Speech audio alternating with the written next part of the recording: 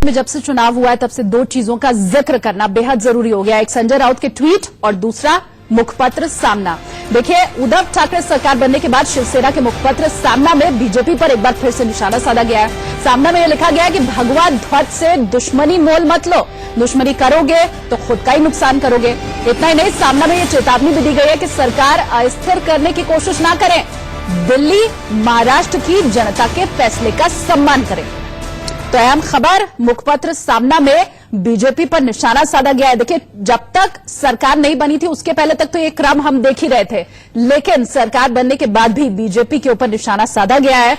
इसके अलावा भगवा ध्वज से दुश्मनी मोल मत लो, ये कहा गया। और देखिए, इतना ही नहीं, शिवसेना के मुखपत्र में पूर्व सीएम देवेंद्र फडणवीस पर निशाना साधते हुए लिखा गया है कि पिछली सरकार 5 साल रही और 5 लाख करोड़ का कर्जा दे दिया। महाराष्ट्र में उद्धव ठाकरे की सरकार सत्य और न्याय की सारी कसौटियों पर खरी उतरकर स्थिर रहेगी।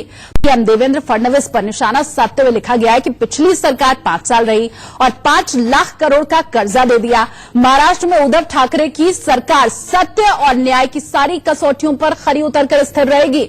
5 साल में राज्य पर 5 लाख करोड़ का कर्ज लादकर फडणवीस सरकार चली गई। इसीलिए नए मुख्यमंत्री ने जो संकल्प लिया है उस पर तेजी से लेकिन सावधानी पूर्वक कदम रखना होगा। तो बीजेपी पर निशाना, उद्धव ठाकरे पर निशाना, इसके अलावा आरोप भी लगाया गया है मुखपत्र सामना के जरिए आज।